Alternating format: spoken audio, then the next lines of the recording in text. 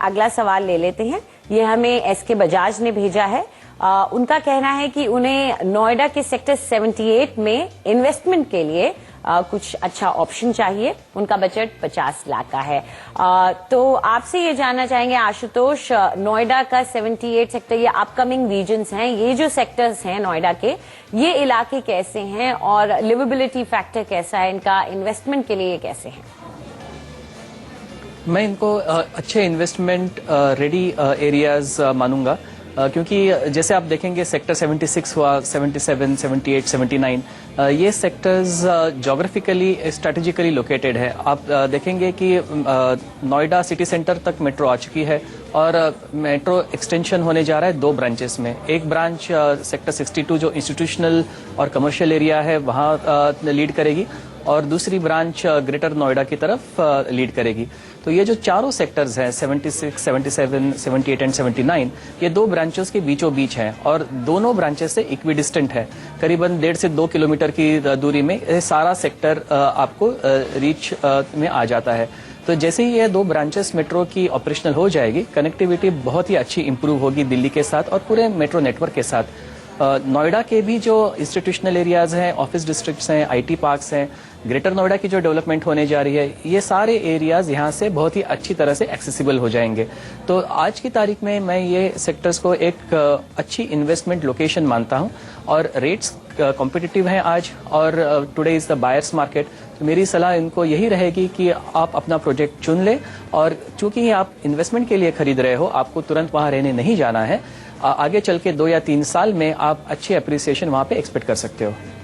चलिए बजाज साहब, आपकी जो चॉइस है इलाके की, उस पे तो ठप्पा लगा दिया है आशुतोष ने। आपको तो कुछ आंकड़े बता देते हैं हम। यहाँ टोटल प्रोजेक्ट 72 है, टोटल सप्लाई यहाँ 41,740 यूनिट्स की है और अवेलेबल यूनिट्स जो हैं वो 6,260 है। यहाँ पर बिक्री का समय 28 महीने का चल रहा है और जो एवरेज प्राइस है इस इलाके में वो 5,150 रुपीज पर स्क्वायर फुट की है। अगर हम यहाँ पर देखें कि पिछले कुछ सालों में कितना फर्क पड़ा है प्राइस में, कितना फायदा हो रहा है लोगों को, तो आप देख सकते हैं कि 2012 के आखिर से लेकर के 2015 की शुरुआत तक करीब 26% का फर्क आया है प्राइसेस में, जैसे कि आप ग्राफ में देख सकते हैं। तो चलिए अब हम आपको ऑप्शंस दे देते हैं कहां कहां आप पैसा लगा सकते हैं। हमारे ख्याल से आपके लिए एक अच्छा ऑप्शन सेक्टर 76 में है जेएम हाउसिंग का, जो कि जेएम ऑर्किड है। यहाँ पर आप मकान खरीद सकते हैं 2 BHK का, जहां पर 1,125 स्क्वायर फुट की यूनिट है और जो रेट आपको मिल रहा है यहाँ पर वो 5,400 रुपीज पर स्क्वायर फुट का मिल रहा है और 678 टोटल मकान है यहाँ पे। ये रेडी टू मूव इन है, 2013 में ही बनके तैयार हो गया था। दूसरा ऑप्शन जो हम आपके लिए लेके आए हैं वो है सेठी ग्रुप का मैक्स रॉयल। ये सेक्टर 76 में ही है।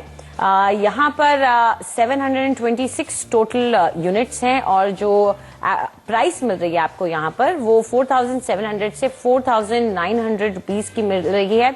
ये भी रेडी टू मूव इन है। ये 2015 में बनकर तैयार हुआ था। यहाँ आपको 2 BHK की यूनिट मिल जाएगी जिसका यूनिट साइज होगा 895 स्क्वायर फुट का।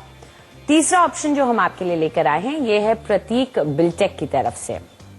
प्रतीक बिल्टेक का हम विस्टीरिया आपके लिए लेकर आए हैं। ये सेक्टर 77 में है।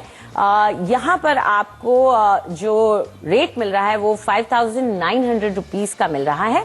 यहाँ टोटल यूनिट्स जो हैं वो 500 यूनिट्स हैं। यहाँ पर आपको 2 BHK का एक मकान जिसका यूनिट साइज होगा 955 स्क्वायर फुट और ये भी 2014 में तैयार हो गया था। तो हम आपके लिए रेडी टू मूव इन सारे ऑप्शंस लेके आए हैं। तो आपको जो पसंद आता है इनमें से, जो आपके बजट में सही बैठता है, उसे आप चुन सकते हैं।